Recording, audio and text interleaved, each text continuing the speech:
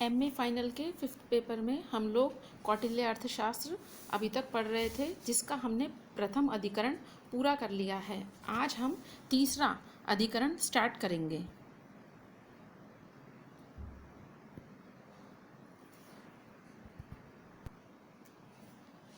तीसरा जो अधिकरण है उसका नाम है धर्मस्थीय। इसमें हम क्या क्या विषय पढ़ेंगे?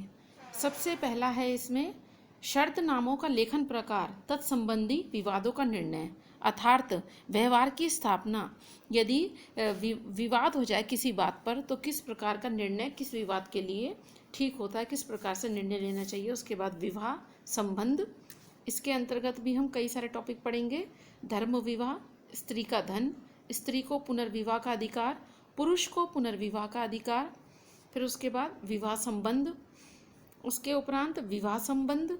विवाह संबंध में एक पहले वाला जो विवाह संबंध है उसमें तो हमने स्त्री का धन, स्त्री को पुनर्विवाह का अधिकार, इस विषय में पढ़ेंगे। उसके बाद स्त्री की परवरिश, कठोर स्त्री के साथ व्यवहार, पति पत्नी का द्वेष, पति पत्नी का अतिचार और अतिचार पर प्रतिषेध। विवाह संबंध तीसरा जो है उसमें परिणीता का निष्पतन, पर पुरुष का अनुसरण, पुनर्विवाह की स्थिति। फिर उसके बाद दाय विभाग, ये भी 3 भागों में बटा हुआ है, 5वां, 6ठे और 7वें भाग में। उत्तराधिकार का सामान्य नियम, पैतृक क्रम से विशेषाधिकार, वास्तु गृह निर्माण, मकान बेचना, सीमा विवाद, खेतों की सीमाएं, मिश्रित विवाद, कर की छूट। फिर उसके बाद इसमें हम पढ़ेंगे ऋण संबंधित बातें। ऋण के बाद धरोहर संबंधी नियम पढ़ेंगे, दास और श्रमिकों संबंधी नियम, मजदूरी के नियम, साझेदारी के नियम, क्रय विक्रय का बयाना, इनको हम पढ़ेंगे। इसके बाद इसमें हम दान किए हुए धन को ना देना, साहस, वाक पौरुष्य, दंड पौरुष्य, द्यूत, समाहवय और प्रकीर्णक, इसके विषय में हम अध्ययन करेंगे। तीसरा अधिकरण आज हम शुरू करने जा रहे हैं। इसके अंतर्गत आज हम पढ़ेंगे कि जो व्यवहार है वो व्यवहार की स्थापना, उसके विषय में हमको अध्ययन करना है। धर्मस्थान त्रयो अमात्या, 2 राज्यों वो कहते हैं शर्तनामे का लेखन और प्रकार और उस संबंधित मतलब उससे रिलेटेड जो विवाद हैं उनका निर्णय कैसे हो।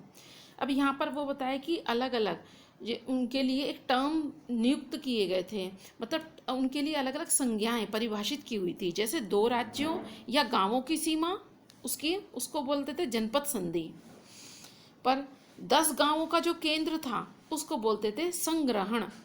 400 गांवों का केंद्र द्रोणमुख, 400 800 गांवों का केंद्र 800 का जो गांव का केंद्र था उसको स्थानीय में 3 न्यायाधीश, धर्मस्थ यानी न्यायाधीश एक साथ रहकर इकरारनामा, शर्तनामा आदि व्यवहार संबंधी कार्यों का प्रबंध करें।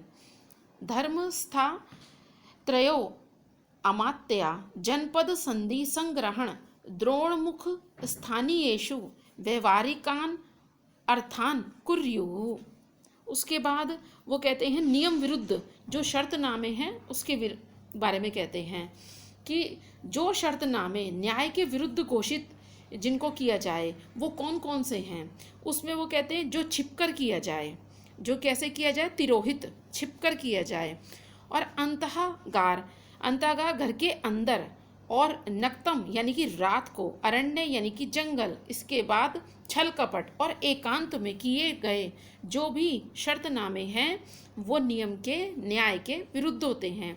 ऐसे न्याय विरुद्ध या नियम विरुद्ध कार्य करने वालों और कराने वालों, कर्तुहु कार्यतुश्च, जो करते हैं और जो कराते हैं, दोनों को प्रथम साहस दंड दिया जाए। इनको पूर्वः साहस दंडः, सबसे पहले इन दोनों को प्रथम साहस दंड दिया जाए। कैसा दंड? प्रथम साहस। इस प्रकार के व्यवहारों में सुनकर गवाही देने वालों को आधा साहस दंड और श्रद्धा सहानुभूति रखने वालों को अर्थदंड दिया जाए। श्रद्धेयानाम तु द्रव्ये व्यपनयः, ऐसे जो श्रद्धा सहानुभूति रखने वाले जो हैं वो ऐसे लोगों के प्रति उनको अर्थदंड दिया जाए।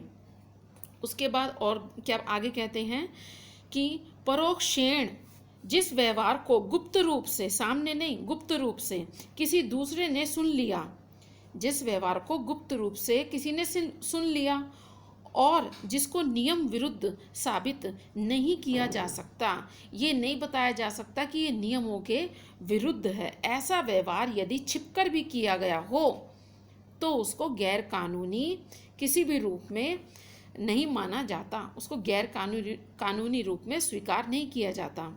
उसके बाद वो कहते हैं कि जो स्त्रियां पर्दा करती हैं, ऐसी महिलाओं या स्त्रियों और चैतन्य रोगियों के द्वारा दाय निक्षेप, दाय भाग, अमानत, जो निक्षेप जो किसी तरह से जोड़ा जाता है, जो अमानत है, जो खजाना है वो, और धरोहर, विवाह संबंधी घर के अंदर किए गए व्यवहार भी नियम के विरुद्ध नहीं समझे जाएं। यदि पर्दा करने वाली जो महिलाएं हैं वो और चैतन्य रोगियों के द्वारा ये सारे व्यवहार यदि किए जाते हैं जो मैंने अभी बताए, ये व्यवहार नियम के विरुद्ध नहीं माने जाते हैं।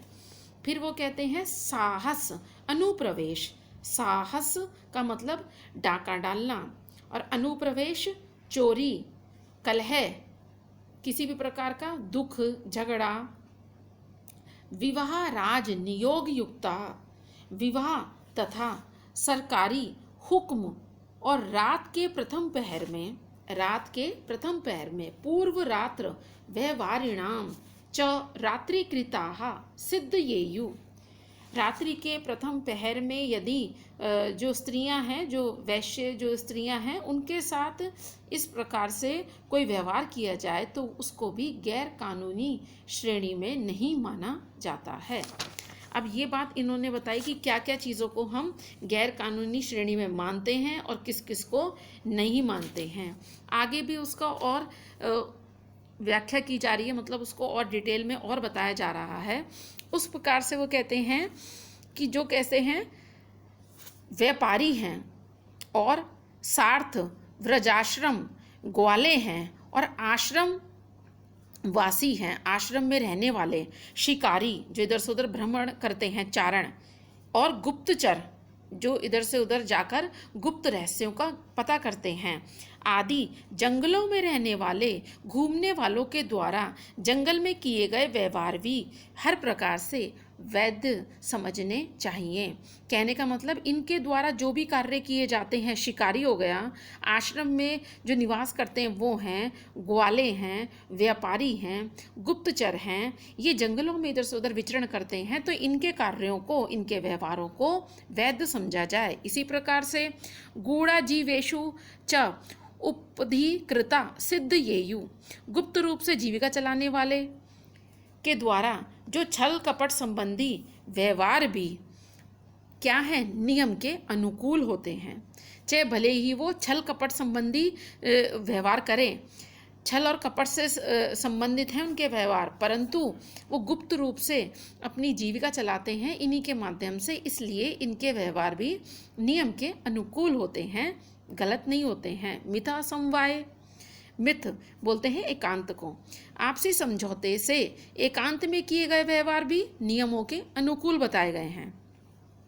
सिद्धयेयु मतलब वो पूरी तरह से ठीक हैं, उन पर कोई शंका नहीं की जा सकती।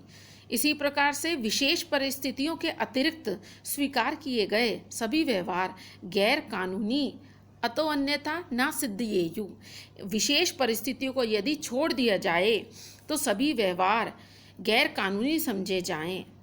जो ऐसे काम हैं जो ठीक नहीं है और विशेष परिस्थितियों को यदि छोड़ दिया जाए तो वो गैर कानूनी माने जाते हैं।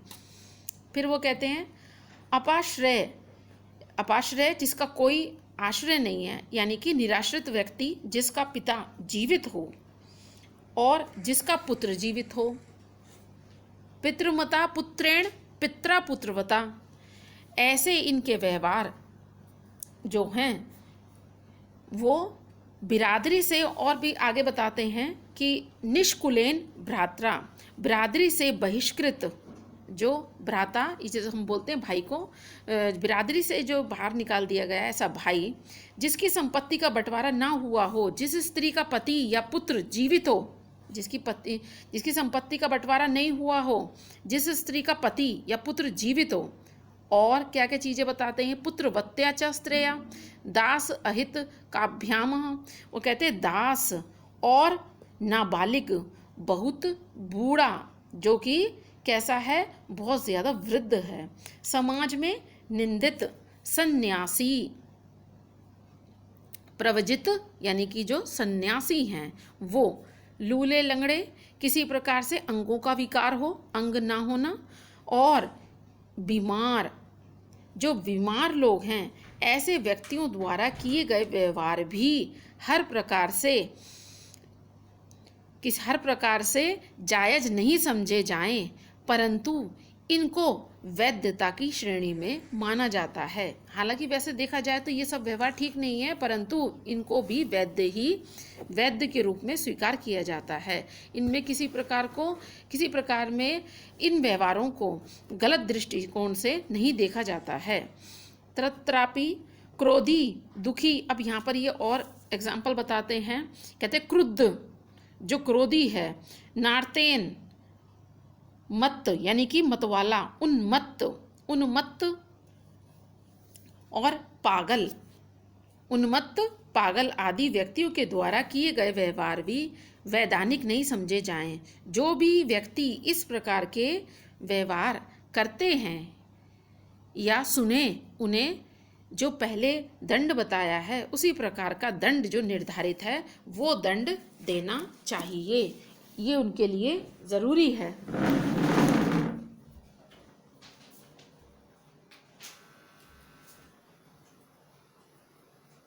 स्वे स्वे तु वर्गे देशे काले च स्वकरणकृताः सम्पूर्णचाराः शुद्ध देशा दृष्ट रूप लक्षण प्रमाण गुणाः सर्व व्यवहाराः सिद्धयेयुः। अब कहते हैं अपनी अपनी जाति में, स्वे अपनी अपनी जाति में उचित देश काल और प्रकृति के अनुसार परिस्थितियां होती हैं, कभी कभार अलग अलग देश में, अलग अलग समय में, अलग अलग प्रकृति के अनुसार किए गए दोष रहित सभी व्यवहार जो दोष से रहित हो, संपूर्ण आचार, संपूर्ण प्रकार के आचार, संपूर्ण प्रकार की क्रियाएं, संपूर्ण प्रकार का व्यवहार वैध समझा जाए। संपूर्ण चाराहा शुद्ध देशा, उसको बिल्कुल वैध समझा जाए, शुद्ध समझा जाए कि उसकी, वो कहते हैं परंतु उसकी सूचना दी गई हो, उनके रूप, लक्षण, प्रमाण और गुण को अच्छी तरह से परीक्षण कर लिया गया हो। दृष्ट रूप लक्षण प्रमाण गुणाः सर्व व्यवहाराः सिद्धयेयुः। उनके रूप की, उनके लक्षण की, उनके प्रमाण की और उनके गुण की अच्छी तरह से परीक्षा हो गई हो।